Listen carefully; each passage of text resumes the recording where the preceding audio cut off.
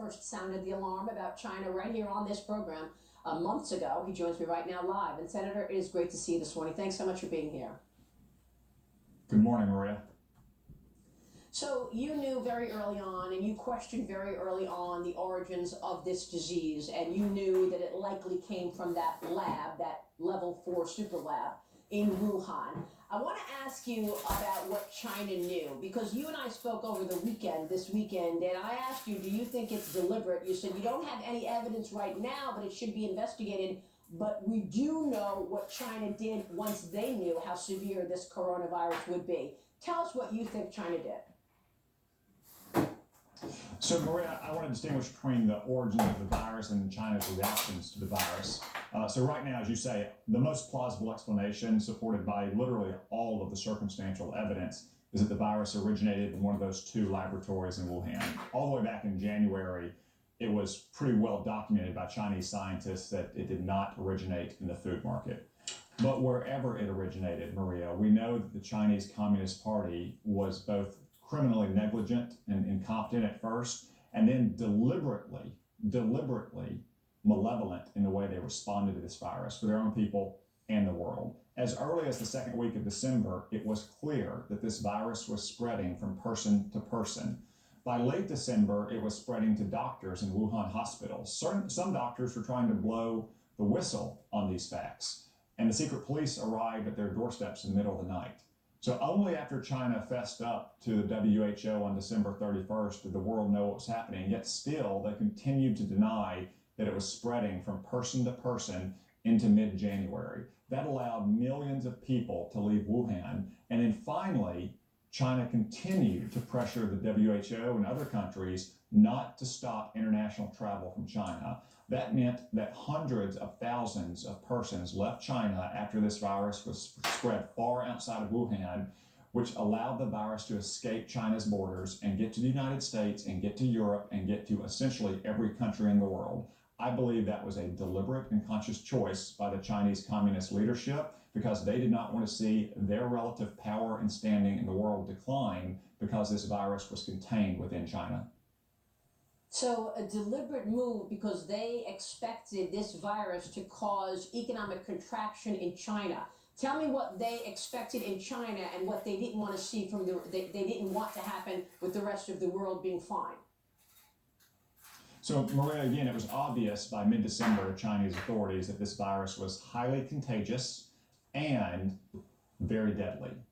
They also knew that as this virus began to spread outside Wuhan, it would wreak economic havoc throughout China. And in fact, China had the first contraction in the first quarter of this year since the Cultural Revolution ended in the 1970s. I believe the Chinese communist leaders, when they were aware of those facts by mid-January, made the conscious decision not to explain to the world that it was transmissible between humans, not to shut down travel, not to ask for American or other kind of international scientific help, but to allow this virus to escape their borders. Because if they were going to suffer an economic contraction, they were not going to allow the world to continue to prosper and China be the only country whose economy was declining. They might see an absolute decline in their economy, but they refuse to see a relative decline, especially relative to the United States.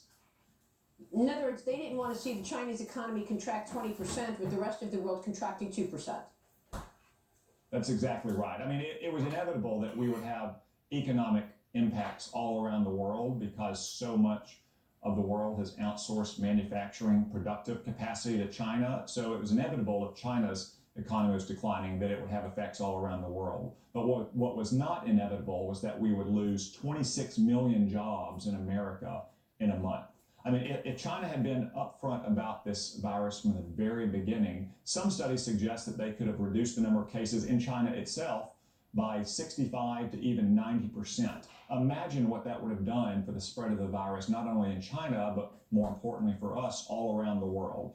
But once they knew that it was spreading all around China, they were not going to take the responsible action of bringing in international scientists and shutting down international air travel. Rather, they were going to let the virus escape their borders so the rest of the world would suffer along with China. So one of the issues that we've spoken about in the past is this intellectual property theft that has been going on for decades. China, the Chinese Communist Party continues to steal intellectual property. You believe that they are stealing intellectual property right now as we speak. Let's talk a bit about that, because the whole world is looking for a vaccine. And I wonder, is China trying now to come out of this, trying to save face, look better than the rest of the world, while coming up with a vaccine before the United States? What's happening right now with regards to that kind of science?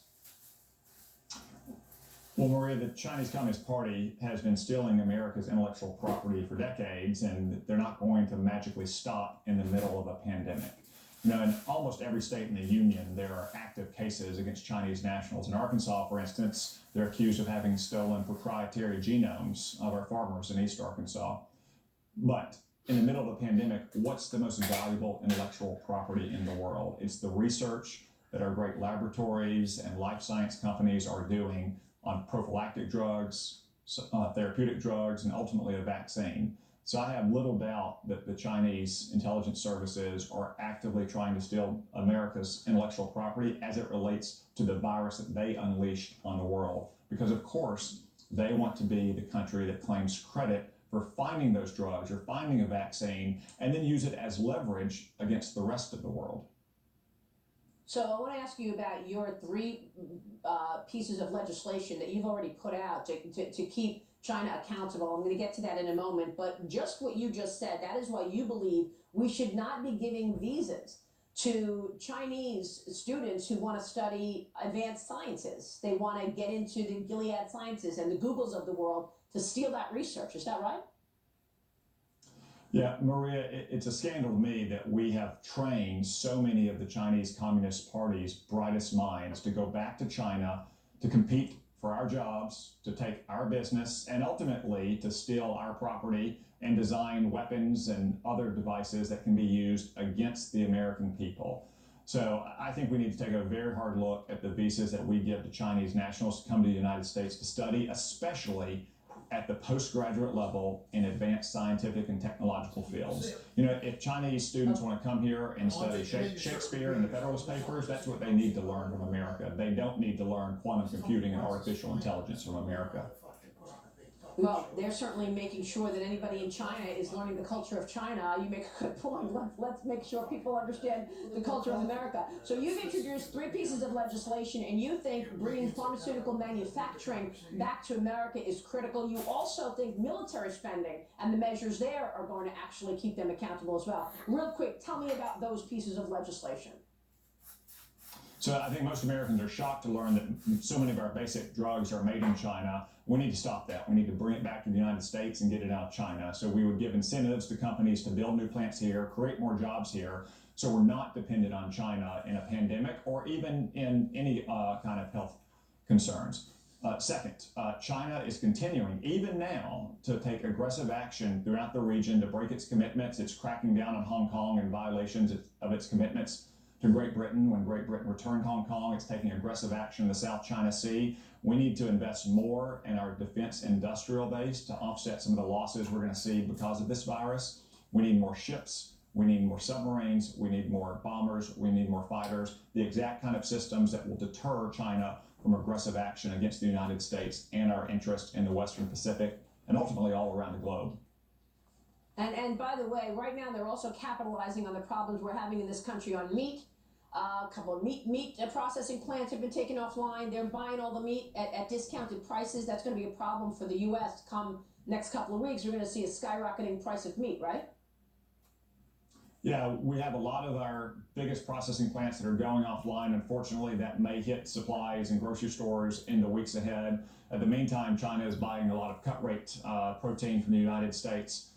Just another example of the way they're trying to take advantage of this crisis. They're not resting on their laurels. Right. They're not breathing a sigh of relief. They're trying to advance their interests and ambitions all around the world.